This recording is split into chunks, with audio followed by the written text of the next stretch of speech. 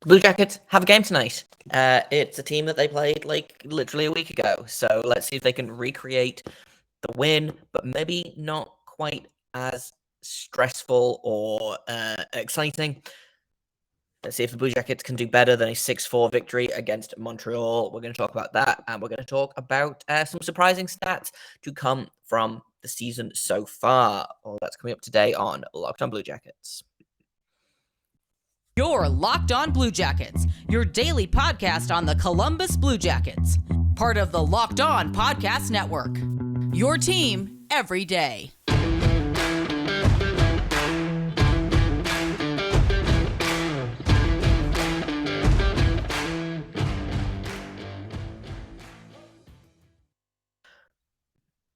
Hello and welcome to Locked On Blue Jackets, part of the Locked On Podcast Network, your team every day. I am, as always, your host, Jay Foster, here to bring you news, stories, excitement, yelling, ranting, game recaps, game previews, all of the above, and more about your favorite team and mine, the Columbus Blue Jackets. Before we get started, I want to thank everyone for making this your first listen of the day every day. Locked On Blue Jackets is free and available on all podcast platforms and also over on YouTube. So if you haven't hit subscribe over there, then it's a fun time. Helps me out, helps you out. Everybody wins. And speaking of winning, that's what I'd like the Blue Jackets to do tonight as they face the Montreal Canadiens for the second time in, I think, 6 days. So we're going to talk a little bit about that game later on. But first, I wanted to spend a little bit of time talking about something that I have been curious about myself. And so I went and looked about how bad the Blue Jackets are in terms of possession, because I feel like the Blue Jackets are getting outshot basically every game. But I wanted to go in and look and see some players skewing that. Are some players doing surprisingly well? Are some players, just getting caved in, and that's what's throwing off the average? And the answer is yes to all of that, but it's maybe a little bit surprising as in terms of who. So I wanted to look at specifically Corsi, because that's frankly the one that I know the most about, and the one that I can kind of riff on, kind of just off the cuff. And so, of the Blue Jackets that are healthy right now, there are 2 Blue Jackets that are above 50% Corsi. There are actually 8 in total, but 6 of them are injured, so it's fine. The Blue Jackets are doing just fine here. It's definitely super great that all of the positive possession players are injured. I will say shout out to, though he is injured, Patrick Laine is currently leading the team in Corsi for percentage at 59.65. He's been on the ice for about 160 minutes, and he has had, or not he specifically, but while he has been on the ice, there have been 207 shot attempts versus 140 against. So shout out to Patrick Laine, who everyone has been saying is bad defensively and doesn't back check and blah, blah, blah. But he's out here leading the team in possession. So how about that? Honorable mentions to Adam Boquist, Zach Grensky, Justin Danforth, and Nick Blankenberg for also coming out with a positive Corsi for percentage. But I want to talk about a couple of players specifically. One of those players is Johnny Gaudreau, which is not particularly surprising. I don't think. He's a very good transition player. He's just very all-round good. And so he's at a 52.82 Corsi for percentage. While he's been on the ice, there have been 393 shot attempts for, essentially, and 351 shot attempts against. So it's about breaking even. It's not nearly as wide as Patrick Laine's differential, but for a team that has been as bad as the Blue Jackets have, the fact that Johnny Gaudreau is managing to pull a positive Corsi for percentage out of that is pretty impressive. More impressive, potentially, is Kent Johnson, who is the other player who is a positive Corsi for percentage. He's only at 50.4%, 172 shot attempts for versus 169 against in only 189 minutes. But considering there's been a lot of talk, and this is something that I've kind of wanted to bring up on the podcast for a couple of days now. For all of the talk that Brad Larson has been doing about how he needs to learn to play the right way. Yeah, offense is great, but he needs to play a complete game. They need to be patient with him, etc., etc., etc. Ken Johnson, night in, night out, is one of this team's best players, possession-wise, offense-wise. Like, he's doing everything that they want him to do, and he still cannot seem to get that top line spot that, frankly, it is deserved. I like I like Bemstrom on that top line. I like Gus Nyquist on that top line with Gaudreau and Jenna. Jenna, by the way, clocking in at 48.6%, so just under. He's also leading all forwards in ice time, I believe, only by a little bit. He's got about 2 minutes more than Johnny Gaudreau on the season so far, but it's real close. But at this point in time, I feel like when you put those three players together, good things happen, whether it's on the power play, whether it's at even strength. They've had a couple of games where the team has been losing, and then they've put those three players together, and something has gone extremely well. I don't know why you wouldn't set yourself up for success by using that line. Tonight's line, I believe the top line, Gus Nyquist is in that spot, which is fine. I don't hate it, but when you could have Kent Johnson on that line making things happen, and I know they want him to kind of learn to play center, it's so frustrating to see that when the rest of the team has been just so god awful possession wise, especially.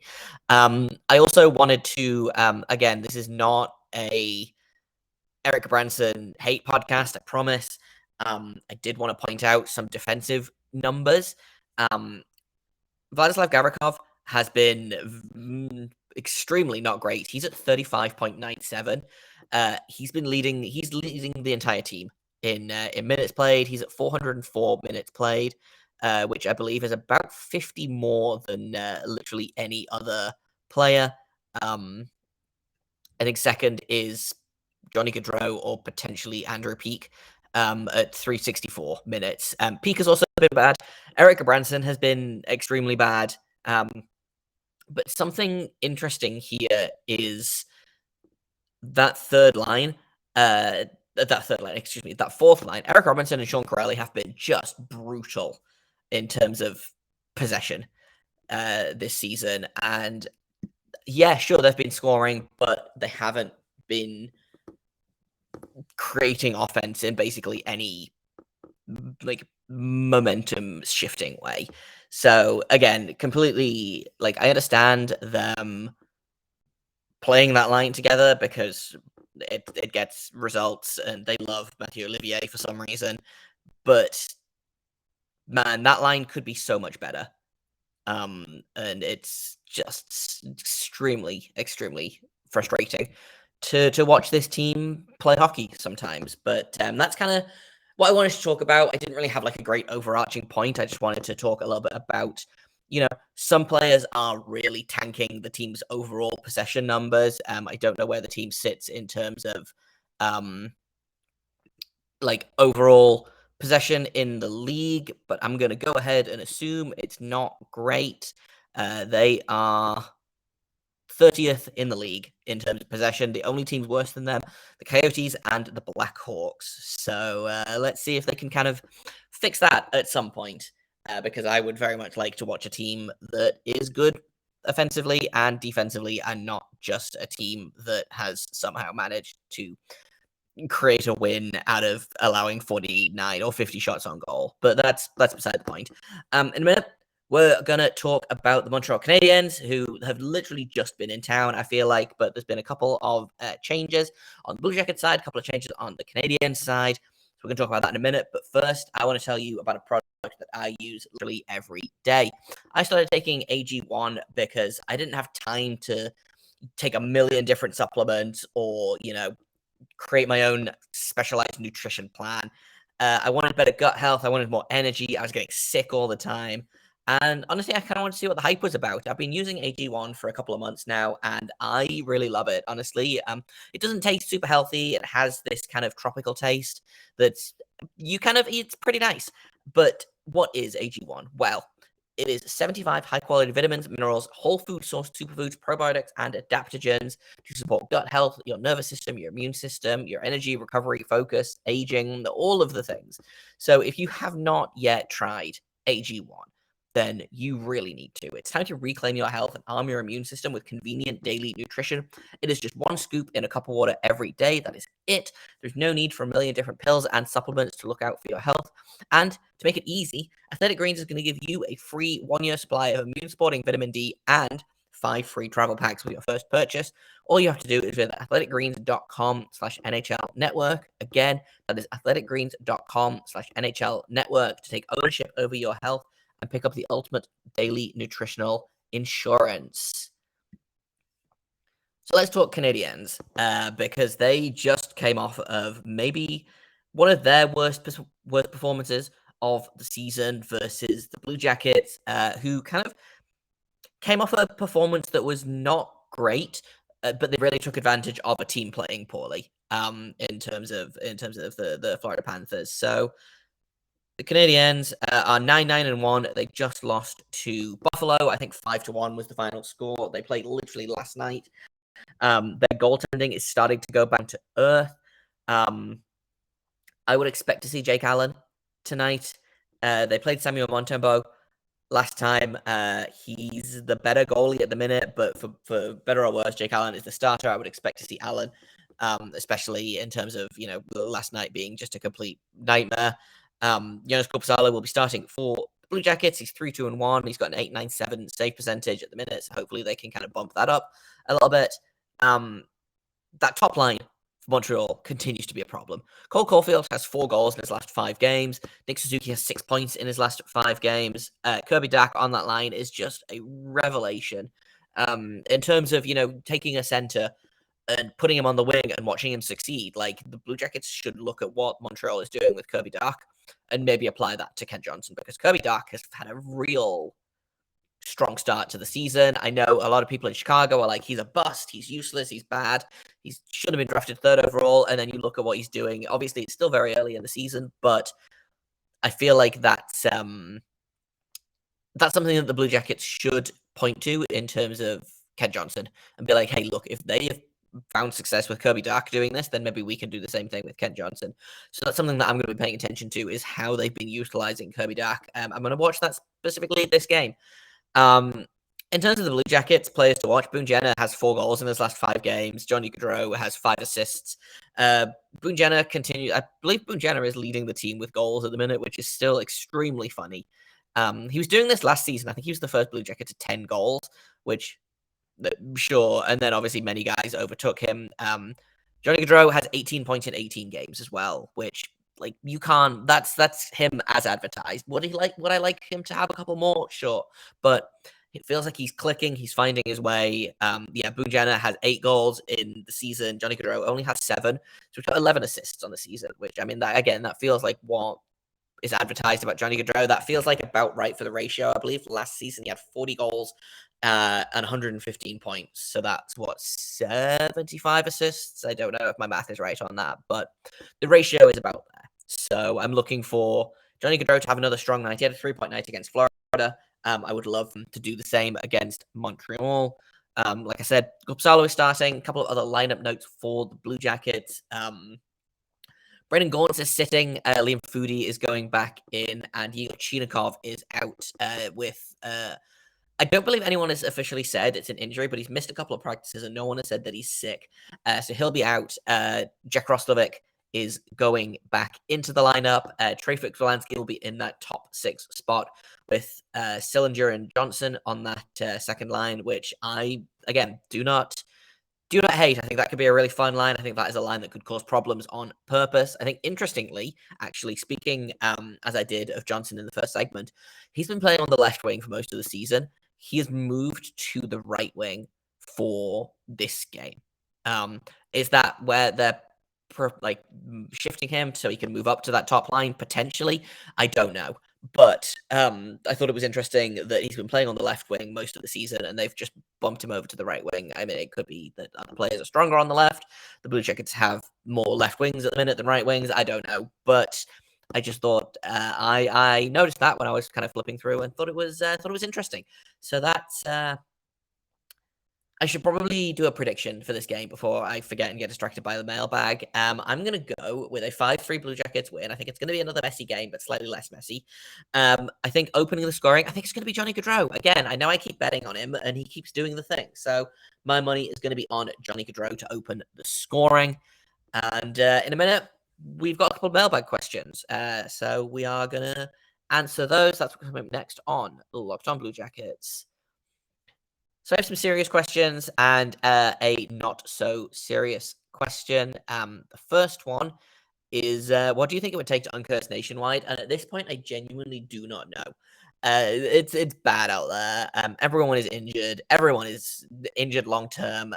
Like I feel like they must have tried, smudging it with sage. Like, are we at the point where they have to sacrifice a goat? Maybe. Will that help? Who knows? But at this point, it cannot hurt.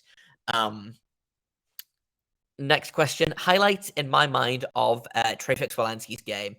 Treyfix Wolanski is a guy that plays a Boone Jenner-like game. I think that's really the easiest way.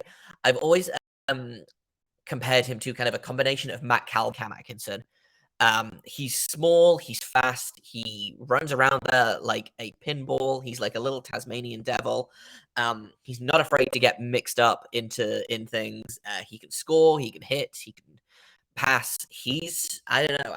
I love his game. I think his game is extremely well suited for the current system that the Blue Jackets are running. I think his game is extremely suited to the NHL. He's kind of been unlucky in terms of being, probably 14th on the 13th or 14th on the depth chart so far this season, and for the past couple of seasons. But with these injuries, he's really taking advantage of that. I liked his game a lot against Florida. He didn't do a ton, but he did enough, I think. And obviously, Brad Larson agrees. He's on that second line. And like I said previously, I think a Fix Wolanski, Sillinger, Johnson line could be kind of under the radar fun. I think that could be a lot of fun. I'm going to be, again, looking out for Kirby Dach, 1, 2, looking out for how that line plays, because I think that could be a really fun line to pay attention to.